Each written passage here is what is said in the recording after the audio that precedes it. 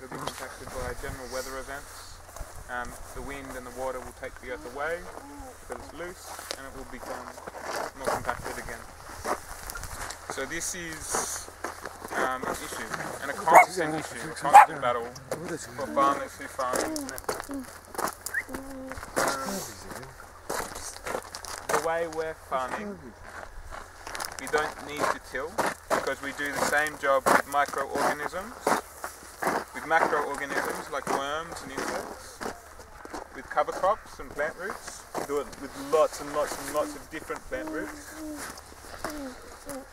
And because it's constantly covered, the air and humidity inside the soil makes it porous and open. So all the things that this is necessary for, such as decompaction of land, allowing water to come in, these sorts of things, we do through organic process. So we've started with this process with the hoe. It's the exact same. It's the exact same thing. We plough the ground, we plough the ground, we plough the ground, just as they have done. But we do it for the first and the last time. We come in and we do this. We plant so that the plants have room to grow in such compacted soil. The plant roots, they start to loosen the soil. They start to create webs and networks of organic matter within the soil. And this is the natural method of decompaction that nature has been doing for eons. This is what, on these hills around us, that once were oak forest, that this shrubland is trying to do. So why is this land compacted? Because no human intervention has been done there. The earth on the cliff. The earth up there, once being forest, its soil has washed away after being cut down. And the thing with Greece is the goat herding. This is a big part of it. Yeah. So Petra yesterday told us that it's true that goat herding started 200 years ago. On her island. On her but island. It's been happening in Greece for a long time. Sheep herding, goat herding, these things throughout. You see it in Jordan a lot, in cities and things like this still, all over the place. And goat herding, sheep herding does not need to be a bad thing. It is the overgrazing of an area of land, eating it away to nothing, so that the only things that can regenerate, you're selecting spikier and spikier and spikier, harder and harder and harder things to deal with. But even as that gets eaten down and eaten down and eaten down, what organic matter is left? What is left for the for plants to grow and for things to thrive? If we keep every time as something comes, eating it and taking it off the land as well in our sheep, depositing manure somewhere or taking the manure off, taking it somewhere, then there's nothing left. So in this situation here, let's stay with this for a little while. Is the weeds as well. Another reason why they till up, and the weeds need to come back again and again, the same way they need to come back again and again. So the spiky stuff that I was talking about, these grasses, they're not a good companion for trees.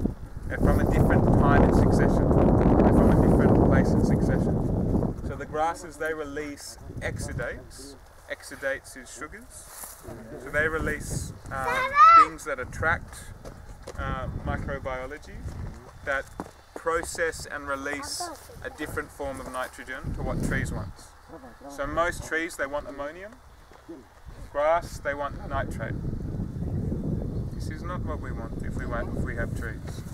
So the nitrogen that the grass encourages the bacteria and the fungi to create and release is not accessible by the tree. So the tree starts to become malnourished, and then we need to fertilize. So we get rid of the grasses because they start to choke our trees, because the grasses know the tree should not be in soil like this. They go, what the fuck? This is not soil for a tree. So they start to choke out the tree. We come along with our tractor to stop it. We try and hold it in this space and time. The tree starts to become malnourished because it does not have access to these nutrients anymore. You have to apply fertilizer. Once upon a time that would have been poo. Still not sustainable doing this way. But then chemical fertilizer that then seep into the ground as well, even more so.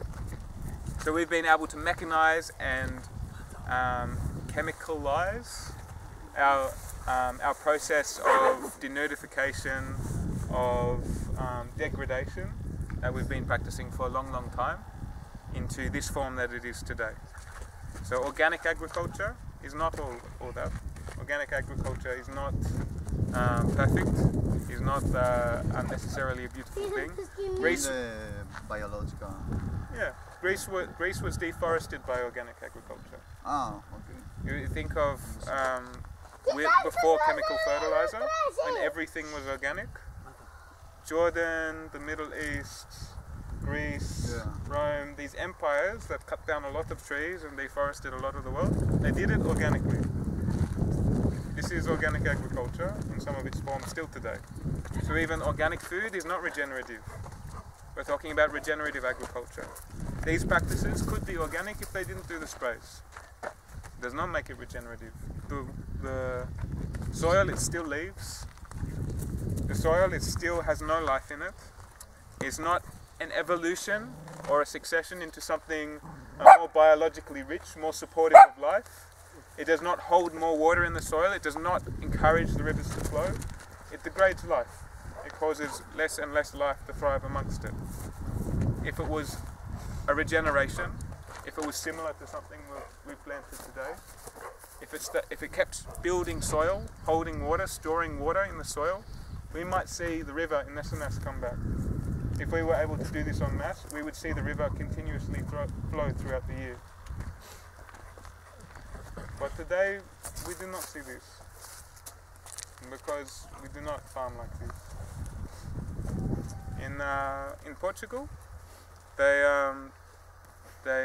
built some big ponds, and they did some major earthworks in a regenerative way with a guy named Sepp Holzer, and they were able to bring the water table up by 18 meters. Just one farm's impact. The farm's quite large. How many? About 500 square.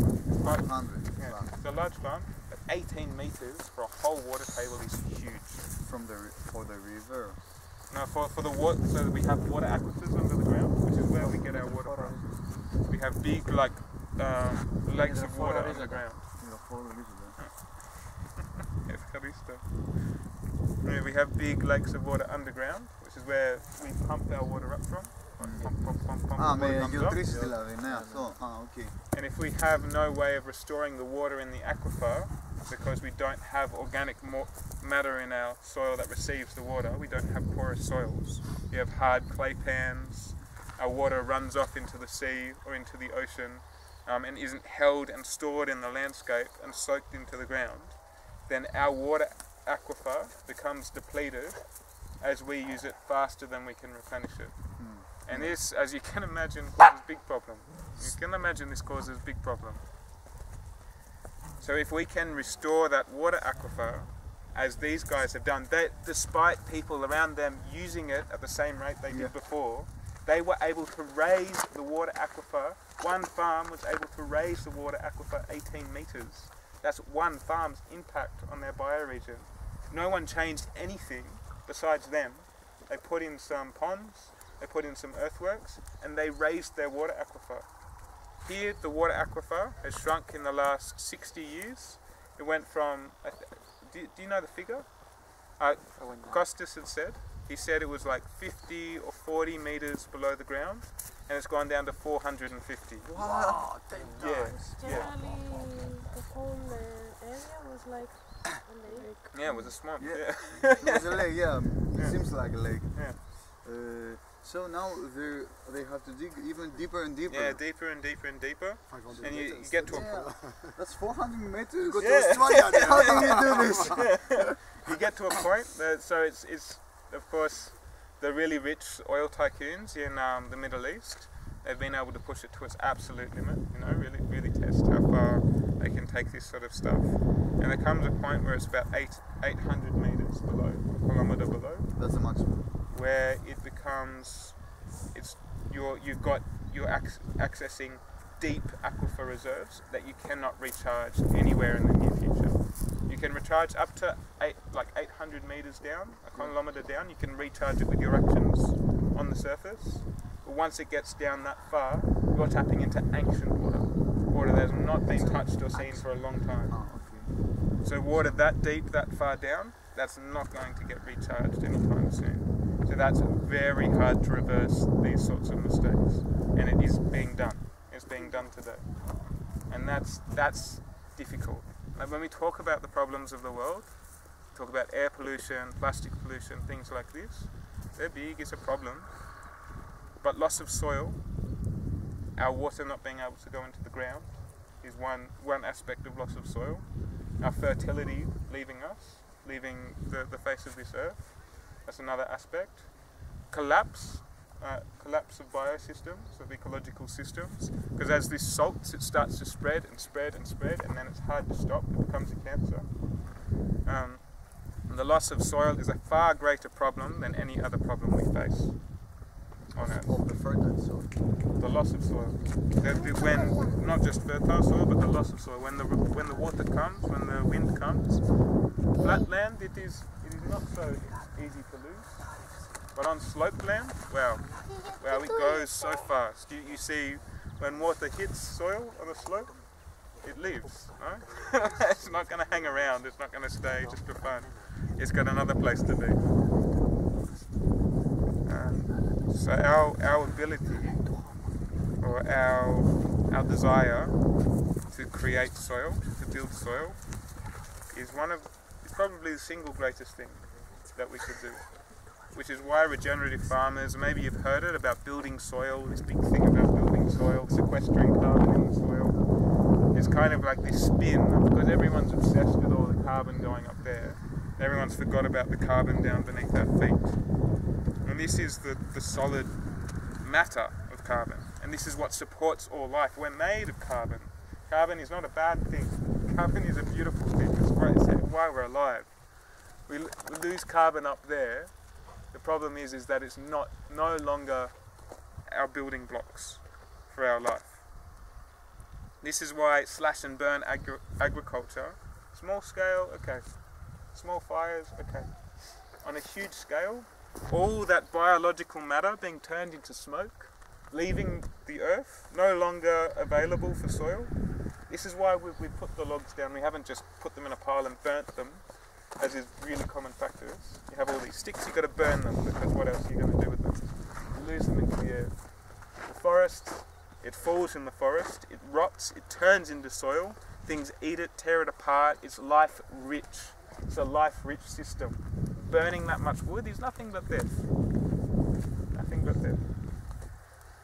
So we'll keep walking, because I've talked for way too long. Really good.